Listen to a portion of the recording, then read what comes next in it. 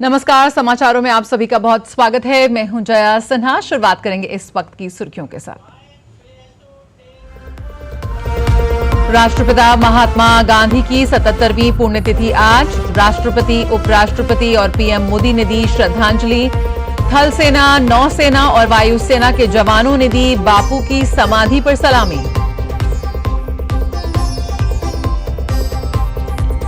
Budget सत्र से पहले सर्वदलीय बैठक शुरू। कल से शुरू होगा संसद का बजट सत्र। 1 फरवरी को पेश होगा बजट।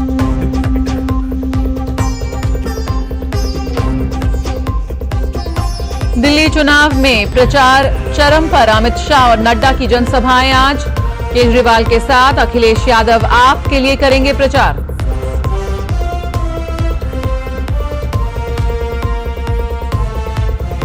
यमुना में जहर के दावे पर घिरे केजरीवाल। जवाब से संतुष्ट नहीं चुनाव आयोग।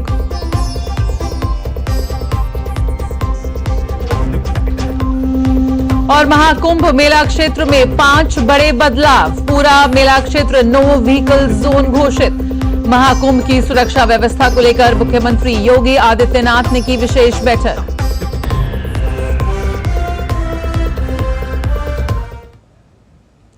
राष्ट्रपिता महात्मा गांधी की 77वीं पुण्यतिथि पर देश आज शहीद दिवस मना रहा है।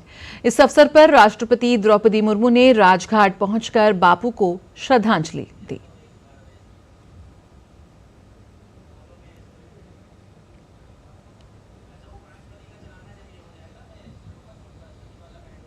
देश मना रहा है शहीद दिवस। उपराष्ट्रपति जगदीप धनखड़ ने भी राजघाट पहुंचकर राष्ट्रपिता को श्रद्धांजलि अर्पित की।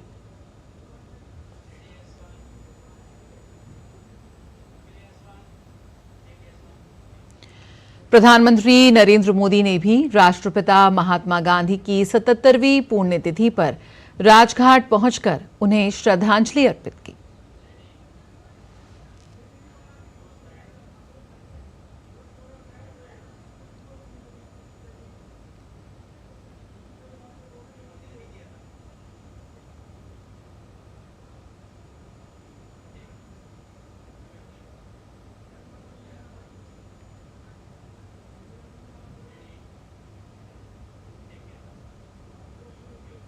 संसद का बजट सत्र कल 31 जनवरी से शुरू होगा।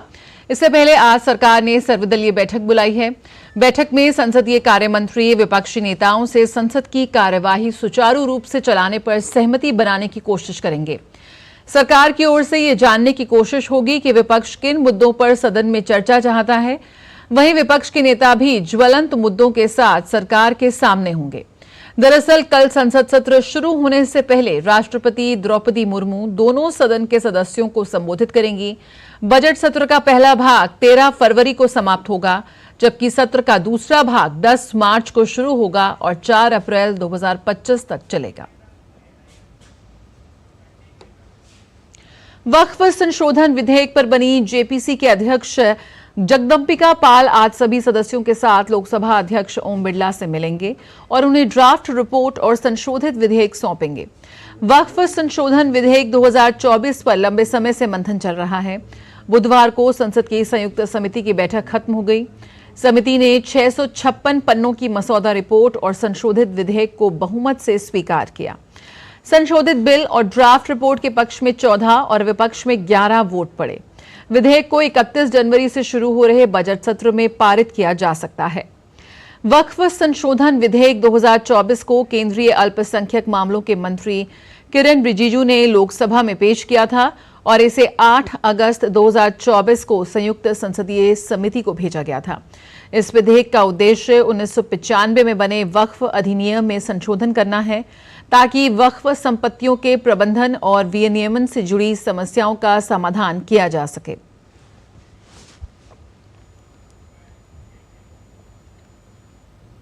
दिल्ली विधानसभा के लिए चुनाव प्रचार जोरों पर है। सभी पार्टियां जनता को लुभाने की पुरजोर कोशिश में लगी हुई हैं।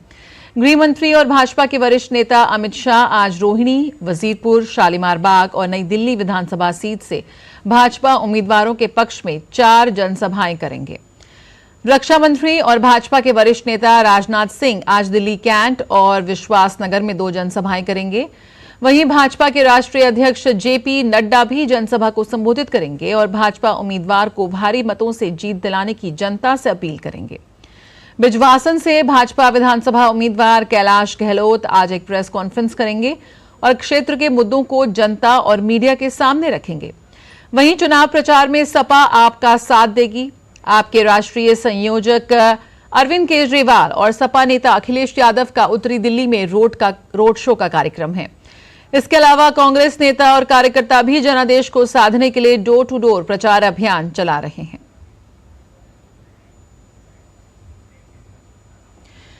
दिल्ली में पंजाब सरकार बात करें तो दिल्ली के बिजवासन विधानसभा क्षेत्र से भाजपा उम्मीदवार कैलाश गहलोत ने आम आदमी पार्टी पर अपने उद्देश्य से भटकने का आरोप लगाया है।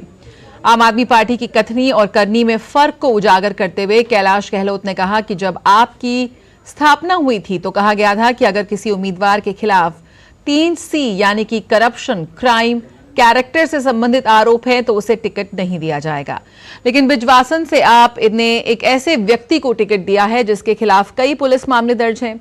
ये सामान्य मामले नहीं हैं, इनमें रिश्वत लेने, सरकारी कर्मचारी से बदसलूकी करने, महिलाओं की गरिमा को ठेस पहुंचाने के मामले शामिल हैं।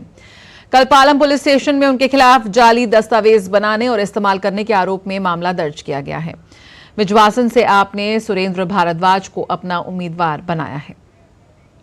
मुख्य रूप से जो मैंने कारण दिए कि क्यों रिजाइन कर रहे हैं कि उसमें सबसे पहला रिजाइन करने का कारण मैंने बताया। मेन ऑब्जेक्टिव है जिससे आम आदमी पार्टी बनी, वहां से कहीं ना कहीं उसके एथिक्स और प्रिंसिपल जो है उससे डाइल्यूट हो रहे हैं कि जितने तमाम वादे आम आदमी पार्टी ने किए वो सारे अधूरे हैं। बड़े दुख के साथ और बड़े शर्म के साथ मुझे कहना पड़ रहा है कि बिजवासन को आम आदमी पार्टी ने किस तरह का कैंडिडेट दिया है जिसके अगेंस्ट एक नहीं अनेकों पुलिस केस एफआईआर रजिस्टर्ड हैं। दिल्ली में पंजाब सरकार वाला संदिग्ध वाहन मिलने पर कांग्रेस ने आम आदमी पार्टी पर जमकर निशाना साधा। नई दिल्ली विधानसभा क्षेत्र से कांग्रेस उम्मीदवार संदीप दीक्षित ने कहा कि इस मामले की पूरी जांच होनी चाहिए। के अंदर क्या मिला, वो कहां से खबर आई, वो भी तो पता करना चाहिए। जो उसमें पैसे दिखते हैं, उसमें आम आदमी पार्टी के मफलर और तमाम चीजें उसमें दिखती हैं, वो सब कहां से आया। इनका ये लगता है कि जब कोई चीज फर्जी जाती है फर्जी ही पकड़ी जाती है। आप तो 10 साल से फर्जी भाड़ा कर रहे हो, सब लोगों पर आप सवाल खड़े कर रहे हो। आपने 2 दिन पहले आदरणीय राहुल जी पर कुछ सवाल खड़े किए, कोई सबूत है आपके पास? आप मीरा झूठ बोलते रहते हो, जब खुद पकड़े जाते हो तो औरों पर सवाल खड़े करते हो। रुकेंगे छोटे से ब्रेक के लिए, जल्द हाजिर होते हैं।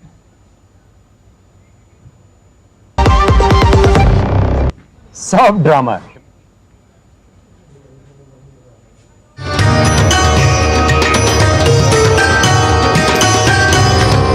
प्रयाग के अलावा कुंभ पर्व गंगा तट हरिद्वार, क्षिप्रा तट उज्जैन तथा गोदावरी तट नासिक में भी आयोजित होता है। परंतु प्रयाग कुंभ की महत्ता इसलिए भी बढ़ जाती है कि लोगों को यहाँ 3 पवित्र नदियों के संगम में स्नान करने का सुअवसर प्राप्त होता है।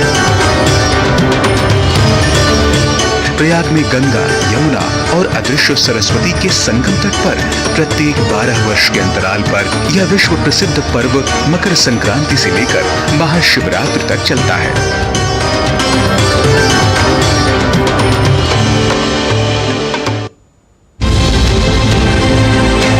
राष्ट्रीय खबरें हो या अंतर्राष्ट्रीय मुद्दे की बात, राजनीति से जुड़ा हर पहलू, साथ ही बिजनेस का उतार चढ़ाव, खेल जगत की अपडेट से लेकर मनोरंजन की छोटी बड़ी हलचल, देखिए मिड डे प्राइम।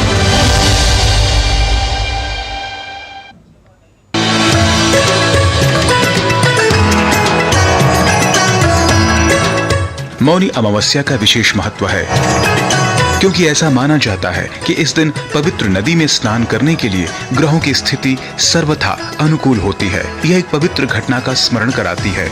जब आदि ऋषि भगवान ऋषभदेव ने अपनी मौन रहने की शपथ को तोड़कर संगम के पवित्र जल में स्वयं को लीन कर लिया था, तीर्थ यात्रियों की विशाल मंडली मौनी अमावस्या के दिन कुंभ मेले में आती है और इस दिन को आध्यात्मिक शक्ति तथा शुद्धिकरण का महत्वपूर्ण दिन बताती है। इस दिन मौन व्रत का पालन करते हुए जो उपासना करता है वह सभी प्रकार के भौतिक सुखों को पाकर अंत में मोक्ष प्राप्त कर लेता है।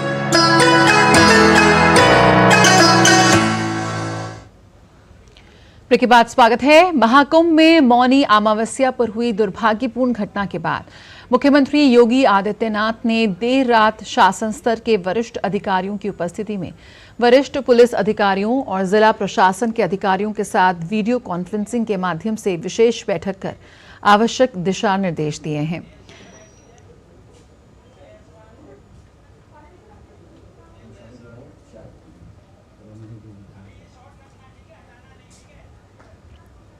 तो मौनी अमावस्या पर करोड़ों लोगों ने संगम में डुबकी लगाई। इन नए दिशा निर्देशों पर नजर डाली जाए तो अब से मेला क्षेत्र को पूरी तरह से नो व्हीकल जोन बनाया गया है। किसी भी विशेष पास के जरिए वाहन को प्रवेश नहीं दिया जाएगा। मेला क्षेत्र में सुगम आवागमन के लिए एक तरफा मार्ग व्यवस्था लागू की गई है। प्रयागराज से सटे जिलों से आने वाले वाहनों की एंट्री पर पूरे तरीके से रोक लगा दी गई है। इसके साथ ही 4 फरवरी तक 4 पहिया वाहनों की एंट्री पर पूरी तरह से रोक है। इसके साथ ही अतिरिक्त सुरक्षा और अधिकारी भी तैनात किए गए हैं। साथ ही व्यवस्थाओं को मजबूत करने के लिए वरिष्ठ IAS अधिकारी भेजे गए हैं। ये वरिष्ठ अधिकारी 12 फरवरी तक प्रयागराज में रहकर व्यवस्थाओं की निगरानी करेंगे। इसके साथ बनारस, अयोध्या, चित्रकूट और मिर्जापुर में आने वाले श्रद्धालुओं की सुरक्षा को लेकर सख्त निर्देश जारी किए गए हैं। साथ ही राज्य प्रशासन ने महाकुंभ मेला क्षेत्र में व्यवस्थाओं को और मजबूत करने के उद्देश्य से व्यवस्था में और सुधार कर रहे हैं। मुख्य स्नान घाटों और मेला क्षेत्र में बैरिकेडिंग को मजबूत किया जा रहा है और श्रद्धालुओं के लिए भोजन और पानी की पर्याप्त व्यवस्था को भी सुनिश्चित किया जा रहा है। श्रद्धालुओं को बिना किसी जरूरी कारण के रोका नहीं जाएगा। साथ ही अधिकारियों को हर स्थिति की बारीकी से निगरानी करने के निर्देश भी यहां पर दिए गए हैं।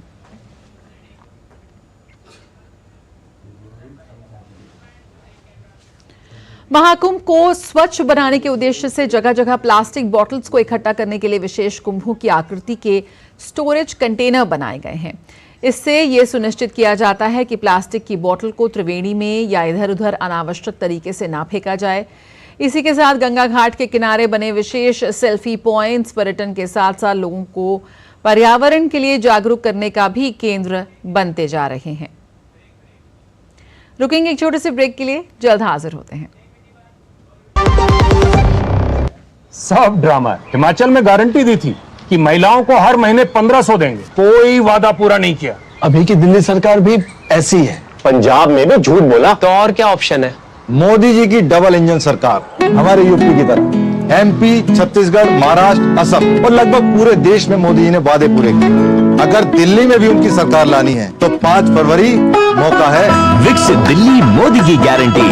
5 फरवरी को कमल का बटन दबाएं, भाजपा को जिताएं। मेरी पसंद, मेरी पसंद, मेरी पसंद, मेरी पसंद,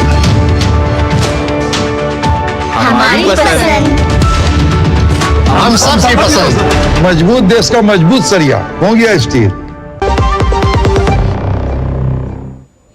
दिल्ली की राउज एवेन्यू कोर्ट में आज लैंड फॉर जॉब मामले में सुनवाई होनी है। इससे पहले 16 जनवरी को हुई सुनवाई टल गई थी। इस दिन कोर्ट ने एक रेलवे अधिकारी पर केस चलाने की अनुमति नहीं दी थी। वहीं इससे पहले भी 23 दिसंबर को केस चलाने की अनुमति नहीं मिलने के कारण सुनवाई टल गई थी। केस में लालू परिवार के 5 सदस्य आरोपी हैं। इसमें लालू प्रसाद यादव, राबड़ी देवी, तेजस्वी यादव, मीसा भारती और हेमा यादव शामिल हैं। पिछले साल 7 अक्टूबर को हुई सुनवाई में लैंड फॉर जॉब केस में लालू के परिवार समेत सभी 9 आरोपियों को जमानत मिल गई थी। दिल्ली की राउज एवेन्यू कोर्ट ने सभी को 1-1 लाख के निजी मुचलके पर बेल दी थी। कोर्ट ने सभी को पासपोर्ट सरेंडर करने के निर्देश दिए थे।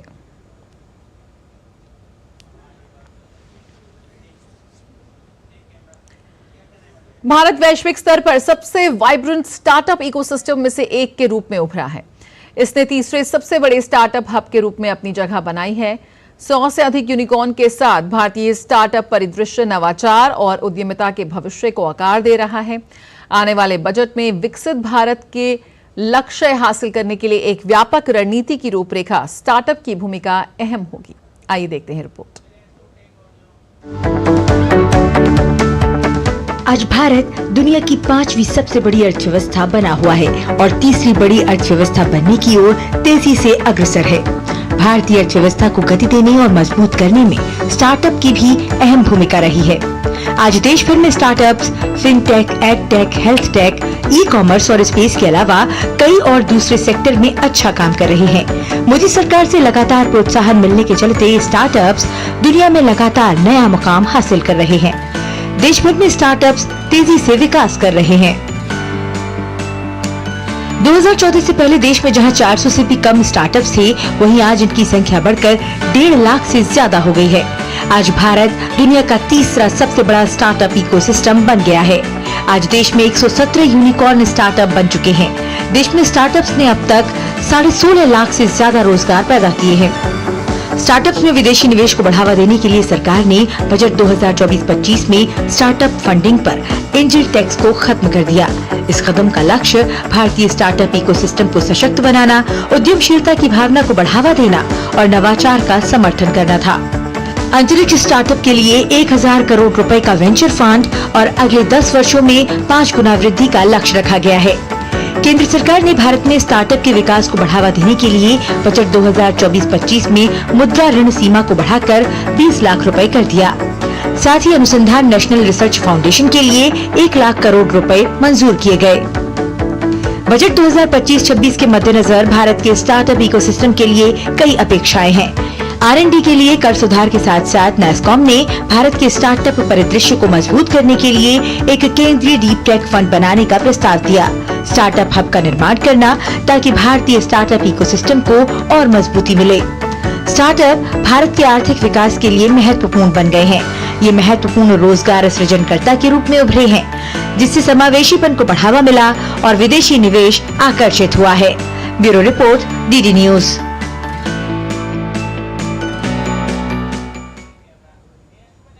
युवा उद्यमियों को आने वाले बजट से क्या उम्मीदें हैं, आइए जानते हैं इस खास रिपोर्ट में।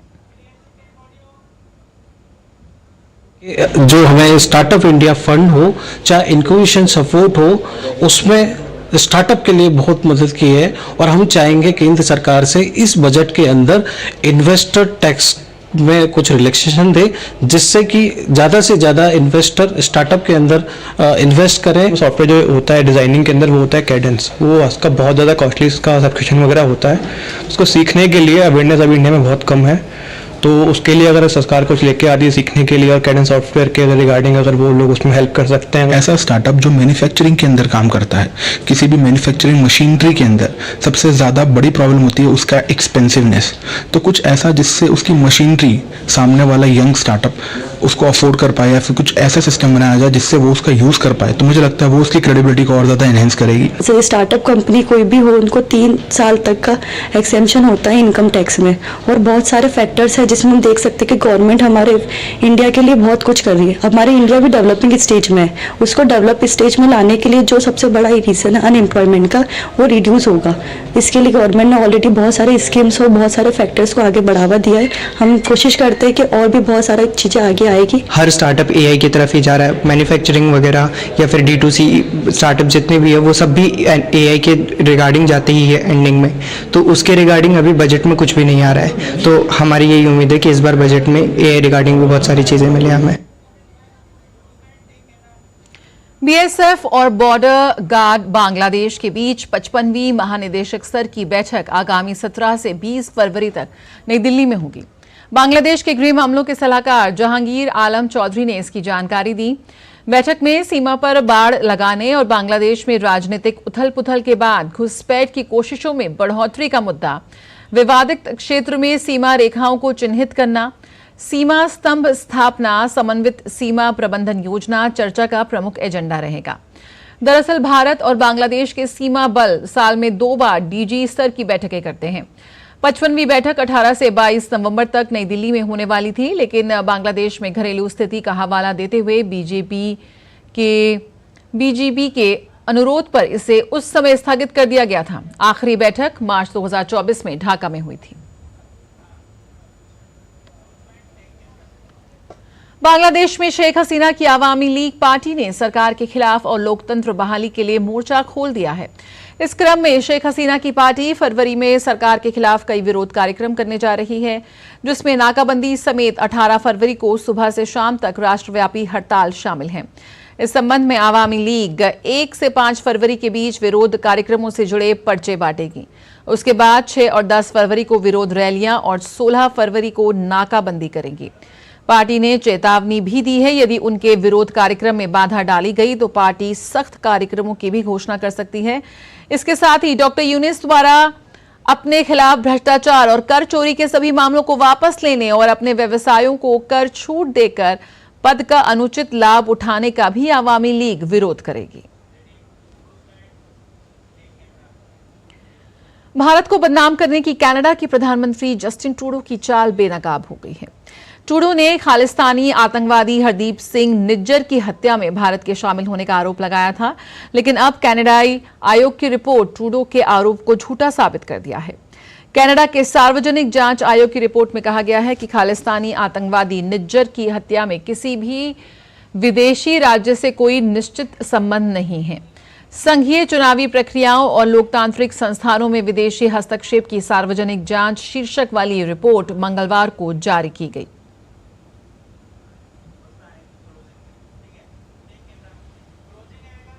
खबरों का सिलसिला जारी रहेगा, लेकिन फिलहाल इस बुलेटिन में इतना ही।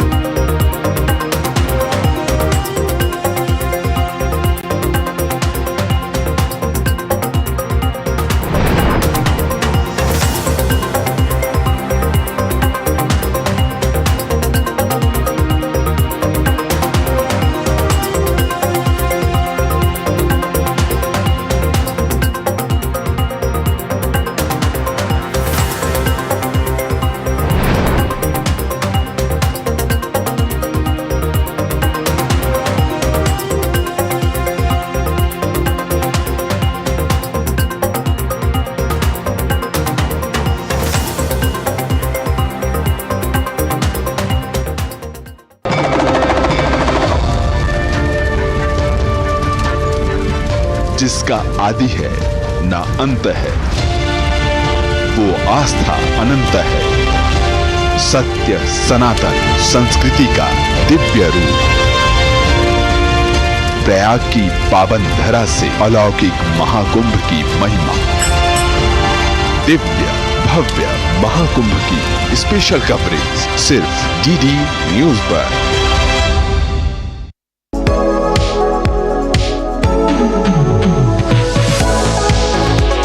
नई सुबह नई शुरुआत डीडी न्यूज के पावर पैक शो के साथ। राजनीति, कारोबार और होगी सुर्खियों पर भी चर्चा। अखबारों की हेडलाइंस, खेल, सिनेमा सहित मिलेगी संपूर्ण खबर। देखिए नया सवेरा सोमवार से शुक्रवार।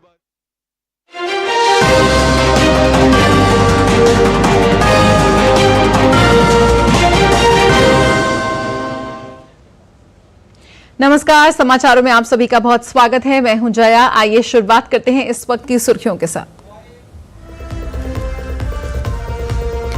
राष्ट्रपिता महात्मा गांधी की 77वीं पुण्यतिथि आज। राष्ट्रपति, उपराष्ट्रपति और पीएम मोदी समेत कई गणमान्य लोगों ने दी श्रद्धांजलि।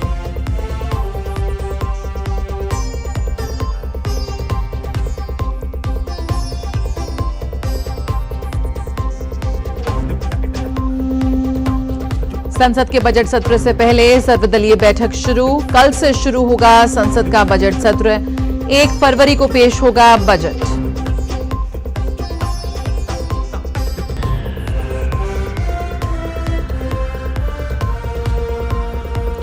यमुना में जहर मिलाए जाने के दावे पर आम आदमी पार्टी के राष्ट्रीय संयोजक अरविंद केजरीवाल घिरे। चुनाव आयोग ने दिखाई सख्ती, केजरीवाल से पूछे सवाल।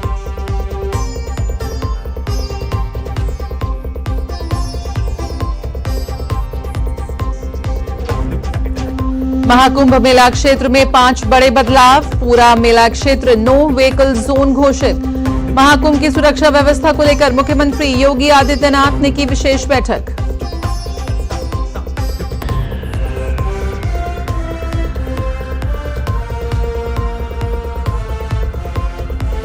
और निज्जर हत्याकांड में झूठे निकले, भारत पर लगाए कनाडा पीएम जस्टिन ट्रूडो के आरोप। कनाडा कमीशन की रिपोर्ट में खुलासा, हत्या में किसी दूसरे देश का कोई निश्चित संबंध नहीं।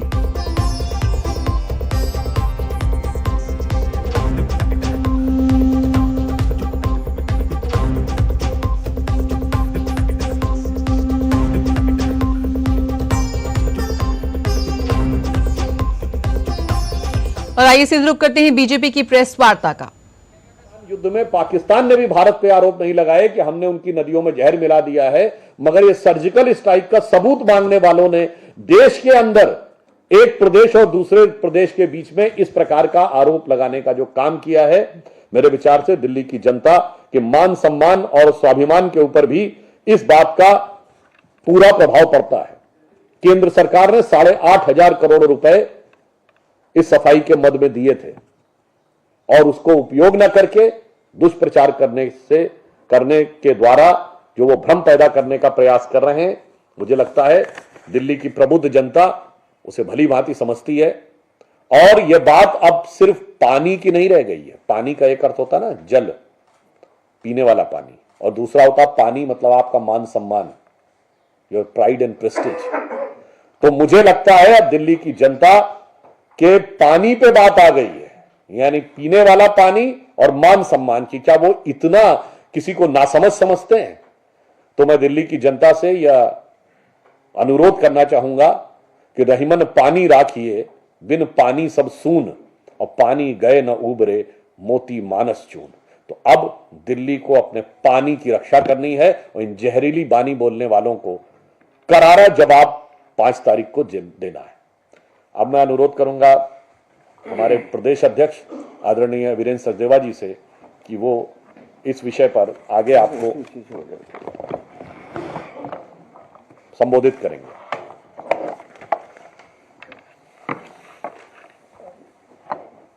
धन्यवाद सुधांशु जी। दोस्तों, अभी विस्तार से सुधांशु जी ने दोनों दलों का चरित्र बताया है। मैं अभी तो यमुना में जहर मिलाने के मामले पर केजरीवाल का जो बयान था उस पर चौतरफा वो घिरते नजर आ रहे हैं। यहाँ पर भाजपा का करारा वार कि किस तरह की इस तरह के जो बयानबाजी वो कर रहे हैं उसका जवाब जनता जरूर देगी। वहीं इलेक्शन कमीशन की ओर से भी उनको लताड़ पड़ती हुई नजर आई है। जो जवाब उन्होंने दाखिल किया है उस पर कहीं ना कहीं चुनाव आयोग भी संतुष्ट नहीं नजर आ रहा है। यानी कि पूरी तरह से जो जहर मिलाने का जो मामला था यमुना में, उसको लेकर यहां पर आप संयोजक दिल्ली के पूर्व मुख्यमंत्री अरविंद केजरीवाल पूरी तरह से फंसते हुए नजर आ रहे हैं। देखते हैं क्या कुछ सफाई यहां पर निकल कर आती है अरविंद केजरीवाल से इस पूरे मुद्दे पर। खबरों में आगे बढ़ते हैं। राष्ट्रपिता महात्मा गांधी की 77वीं पुण्यतिथि पर देश आज शहीद दिवस मना रहा है। इस अवसर पर राष्ट्रपति द्रौपदी मुर्मू ने राजघाट पहुंचकर बापू को श्रद्धांजलि दी।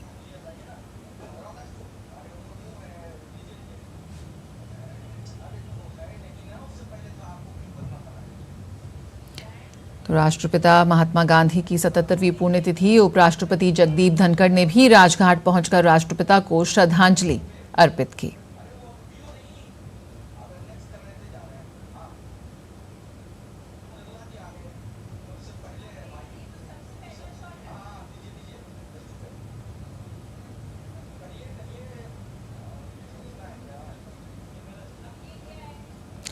प्रधानमंत्री नरेंद्र मोदी समेत तमाम गणमान्य लोगों ने राष्ट्रपिता महात्मा गांधी की 77वीं पुण्यतिथि पर राजघाट पहुंचकर उन्हें श्रद्धांजलि अर्पित की।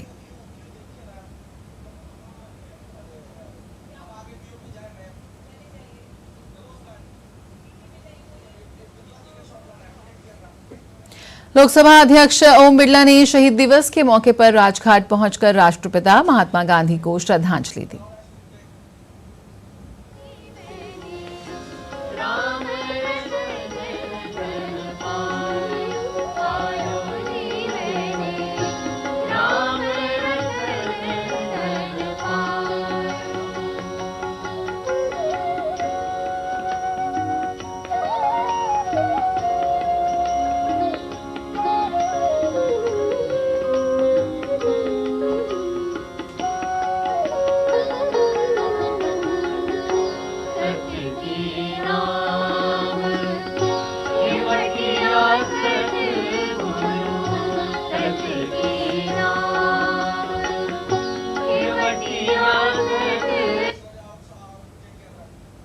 शहीद दिवस के मौके पर राजघाट में भजन भी पेश किए गए। इस दौरान राष्ट्रपति, उपराष्ट्रपति और प्रधानमंत्री भी मौजूद रहे। पति राघव राजा राम, पति हित पावन सीताराम। रघुपति राघव राजा राम, रघुपति राघव राजा राम। रघुपति राघव राजा राम, रघुपति राघव राजा राम। रघुपति राघव। और आइए देखते हैं महात्मा गांधी के जीवन पर आधारित हमारी एक खास रिपोर्ट। सत्य, अहिंसा, त्याग, तपस्या और मानवता के अनुपम प्रतिमूर्ति महात्मा गांधी भारत की अमूल्य धरोहर हैं। 2 अक्टूबर 1869 को गुजरात के पोरबंदर में जन्मे मोहनदास करमचंद गांधी भारतीय सनातनता और पारिवारिक संस्कारों से सुसज्जित व्यक्ति थे, जिसके बल पर उन्होंने जीवन के तमाम उतार चढ़ावों को झेला। महात्मा गांधी ने अपनी शिक्षा स्थानीय और विदेश दोनों जगहों से प्राप्त की, जिससे वे देश की संस्कृति से तो जुड़े ही दुनिया के रंग ढंग से भी परिचित हो पाए। दक्षिण अफ्रीका के प्रवास के दौरान वे रंग भेद से परिचित हुए तो स्वदेश वापसी के बाद देश में पहले गरीबी, बदहाली, शोषण को समझ पाए और धीरे धीरे आंदोलन के नेतृत्व का सिलसिला शुरू किया, जो आजादी मिलने तक अनवरत जारी रहा। महात्मा गांधी ने चंपारण सत्याग्रह, खेड़ा सत्याग्रह, रॉयल एक्ट सत्याग्रह, सविनय अवज्ञा आंदोलन, नमक कानून उल्लंघन, 1942 का भारत छोड़ो आंदोलन और तमाम सामाजिक सुधार आंदोलनों को नेतृत्व प्रदान किया। भारतीयता की पहचान महात्मा गांधी अपनी तमाम उपलब्धियां अहिंसा और सत्याग्रह के बल पर ही हासिल करना चाहते थे। सामाजिक, आर्थिक और राजनीतिक कुरीति को वे सदैव नकारते रहे। भारत को भारतीय संस्कृति, सत्यता और संस्कारों से जुड़ी व्यवस्था से सराबोर देखना उनका सपना था, जहां शासन प्रशासन में भी भारतीयता की छाप दिखे। महात्मा गांधी सर्वधर्म समभाव के भी प्रबल हिमायती थे, तो किसान, मजदूर और स्त्रियों के विकास के प्रति भी निरंतर प्रयत्नशील रहे। और आज भारत ही नहीं, सारा विश्व उनके सत्य और अहिंसा के प्रयोग के प्रति सम्मान प्रकट करता है और गांधी जी को अपना मान रहा है, क्योंकि उनके द्वारा किए गए तमाम प्रयोग व्यक्ति के व्यक्तित्व और विकास के साथ ही मानवीय आदर्शों की स्थापना हेतु सफल रहे हैं। तभी तो रोमा रोला जैसे दार्शनिक ने कहा कि बापू मानव जाति के लिए नई आशा का सवेरा हैं। वे क्रूरता की शक्ति का मुकाबला करने वाली आत्मशक्ति के प्रतीक थे। Bureau report, DD news. संसद का बजट सत्र कल 31 जनवरी से शुरू होगा। इससे पहले आज सरकार ने सर्वदलीय बैठक बुलाई है। इस बैठक में डेरेक ओब्रायन, टीआर बालू, महुआ माझी, हनुमान बेनीवाल, गौरव गोगोई समेत अनेक सांसद मौजूद हैं। बैठक में संसदीय कार्य मंत्री विपक्षी नेताओं से संसद की कार्यवाही सुचारू रूप से चलाने पर सहमति बनाने की कोशिश कर रहे हैं। सरकार की ओर से ये जानने की कोशिश है कि विपक्ष किन मुद्दों पर सदन में चर्चा चाहता है। वहीं विपक्ष के नेता भी ज्वलंत मुद्दों के साथ सरकार के सामने होंगे। दरअसल कल संसद सत्र शुरू होने से पहले राष्ट्रपति द्रौपदी मुर्मू दोनों सदन के सदस्यों को संबोधित करेगी। बजट सत्र का पहला भाग 13 फरवरी को समाप्त होगा, जबकि सत्र का दूसरा भाग 10 मार्च को शुरू होगा और 4 अप्रैल 2025 तक चलेगा।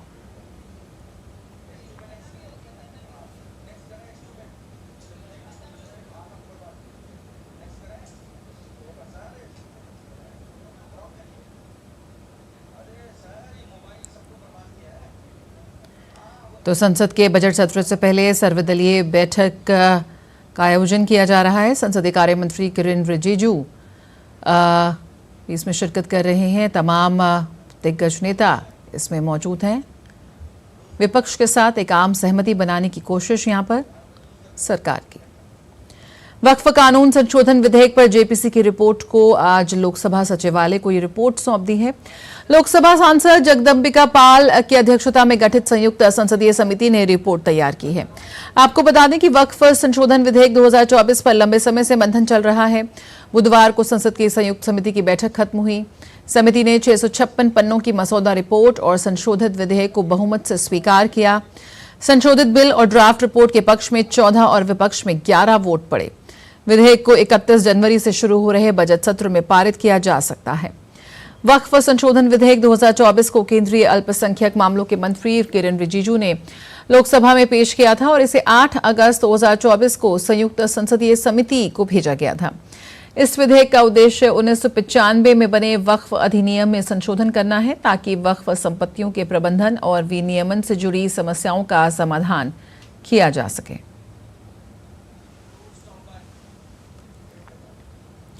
भारत को बदनाम करने की कनाडा के प्रधानमंत्री जस्टिन ट्रूडो की चाल बेनकाब हो गई है।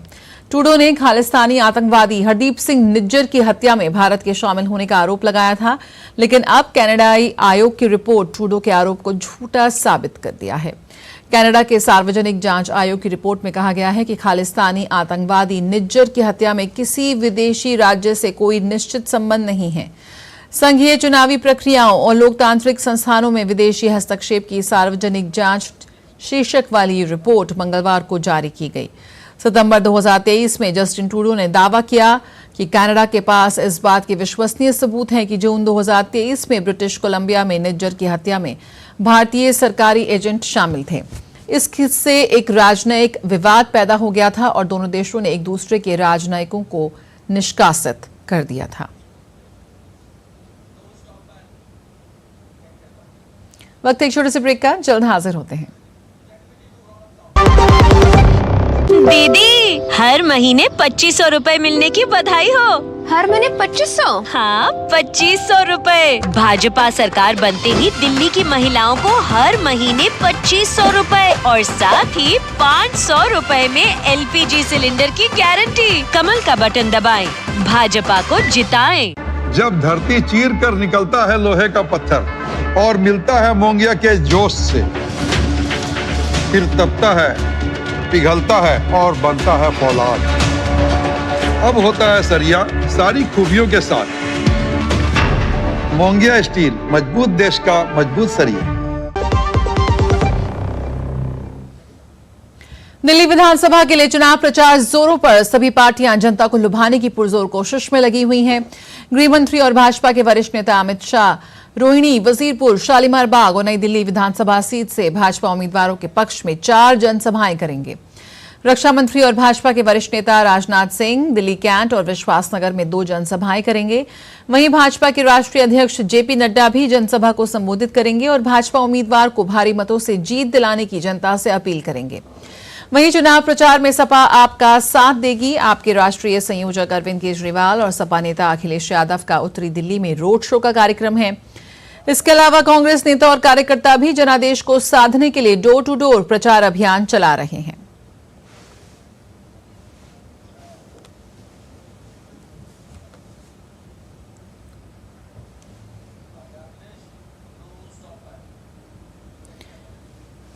दिल्ली में 5 फरवरी को मतदान होना है। इसको लेकर चुनाव आयोग लगातार मतदाताओं को जागरूक कर रहा है।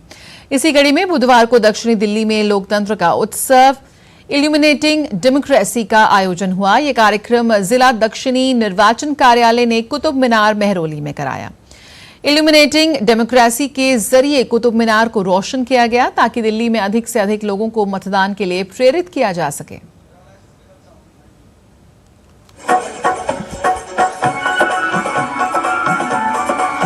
लाइट, कैमरा, एक्शन और इसी के साथ जगमगा उठी दिल्ली की ऐतिहासिक धरोहर कुतुब मीनार। लोकतंत्र के पर्व पर आगामी विधानसभा चुनाव के लिए चुनाव आयोग हर एक वोटर को वोट डालने के लिए जागरूक कर रहा है। इसी कड़ी में बुधवार को लोकतंत्र का उत्सव इल्यूमिनेटिंग डेमोक्रेसी का आयोजन कुतुब मीनार पर किया गया। इस आयोजन का उद्देश्य दिल्ली विधानसभा चुनाव 2025 के प्रति लोगों में वोटिंग के लिए जागरूकता फैलाना और चुनाव में सक्रिय भागीदारी को बढ़ावा देना था।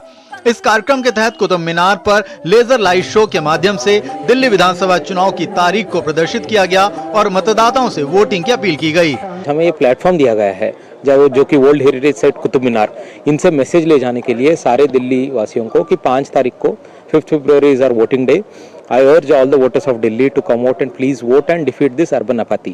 Especially urban areas में हमारे problems यही है कि लोग आते नहीं है वोटिंग करने, which is not the case in rural areas. And today we have chosen this site, which is the Qutub Minar. आप देख रहे हैं जो लाइटिंग का मैसेज इधर किया है, I mean with the example ना to asking all the citizens to come out and vote. विधानसभा चुनाव के मद्देनजर 4 फरवरी तक कुतुब मीनार पर हर शाम इसी तरह से वोटर्स को जागरूक करने के लिए लेजर लाइट शो जारी रहेगा। इस कार्यक्रम में दक्षिण जिला के युवा प्रतीक सत्येंद्र और थर्ड जेंडर दीपिका भी मौजूद थीं। कार्यक्रम के दौरान विभिन्न सांस्कृतिक प्रस्तुतियों ने भारत की विविधता को दर्शाया, जिसमें विभिन्न नृत्य रूपों और संगीत का प्रदर्शन किया गया।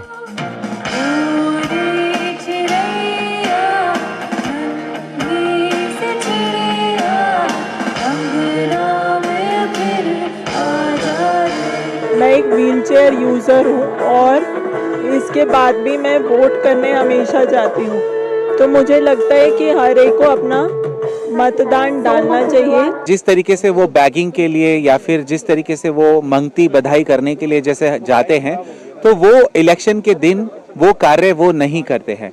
सबसे बड़ी बात वो ये करते हैं और वो इलेक्शन के लिए वोट करने के लिए जाते हैं। दिल्ली के निर्माण में अपना साथ दें और अपना जो संवैधानिक अधिकार है वोट देने का, और वोट दें और भारी संख्या में बाहर आए।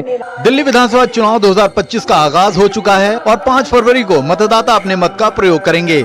राजनीतिक दल चुनाव प्रचार में जुटे हुए हैं। ऐसे में ऐतिहासिक धरोहर कुतुब मीनार से दिल्ली के मतदाताओं को साफ संदेश भेजा गया है कि उनका हर एक वोट कीमती है और वो अपने मत का इस्तेमाल जरूर करें।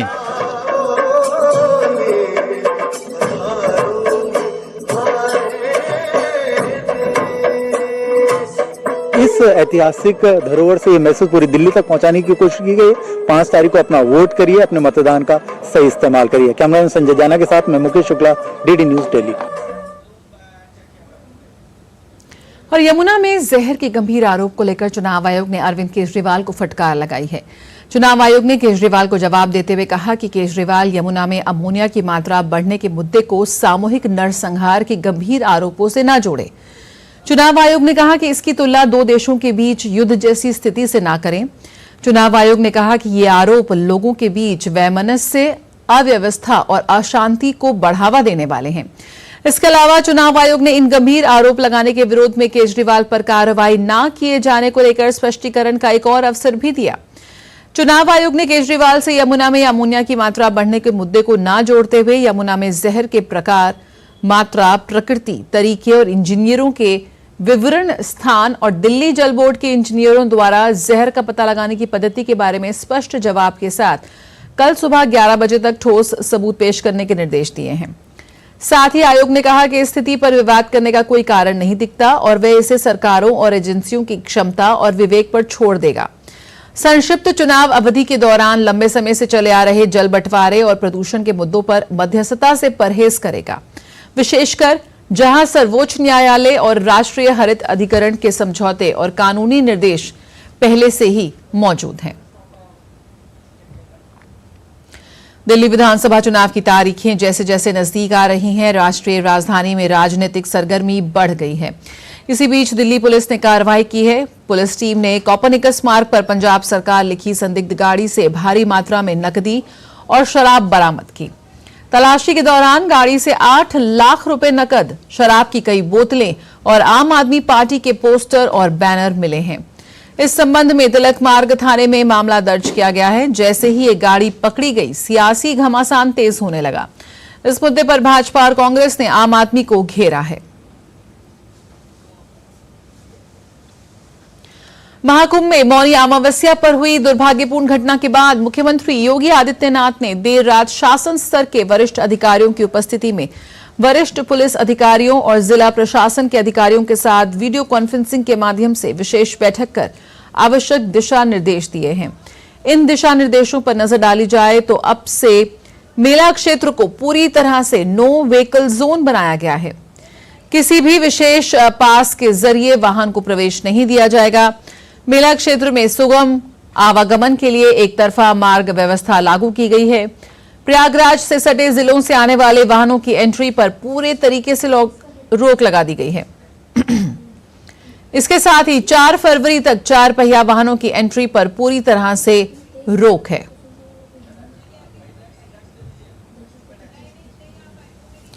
तो महाकुंभ के लिए जारी नए दिशा निर्देश, इसके साथ ही अतिरिक्त सुरक्षा और अधिकारी भी तैनात किए गए हैं। व्यवस्थाओं को मजबूत करने के लिए वरिष्ठ IAS अधिकारी भेजे गए हैं। ये वरिष्ठ अधिकारी 12 फरवरी तक प्रयागराज में रहकर व्यवस्थाओं की निगरानी करेंगे। इसके साथ बनारस, अयोध्या, चित्रकूट और मिर्जापुर में आने वाले श्रद्धालुओं की सुरक्षा को लेकर सख्त निर्देश जारी किए गए हैं।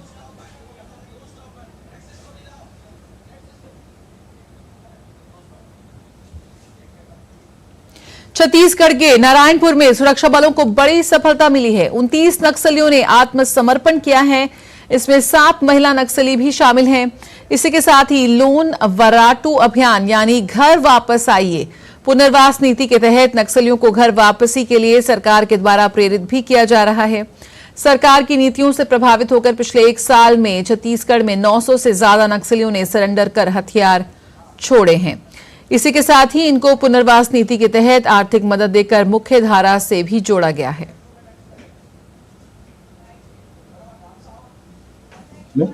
सरकार के ऊपर, नीतियों के ऊपर और विकास के ऊपर भरोसा बढ़ा है और इससे प्रभावित होकर अभी में एक नया सोशल चेंज आया, एक सामाजिक परिवर्तन आया जिसमें गांव के गांव एक साथ आ रहे हैं। जी, कुतुल क्षेत्र के ही बाटनार, गट्टाकाल, जमुनार, कुतुल फरसगांव क्षेत्र के लगभग 50 ग्रामीण आए थे। इसमें से 29 ऐसे थे जिन्होंने एक्टिव रूप से अलग अलग समय में नक्सलियों का सहयोग किया। उनके संगठन में KMS, DKMS, militia, special militia platoon या RPC के सदस्य रहे हैं पिछले 5-10 साल में। स्वीकार किया है, अपने कार्य को स्वीकार किया है और आगे से नक्सलियों का सहयोग न करने का वादा किया है और आत्मसमर्पण किया है।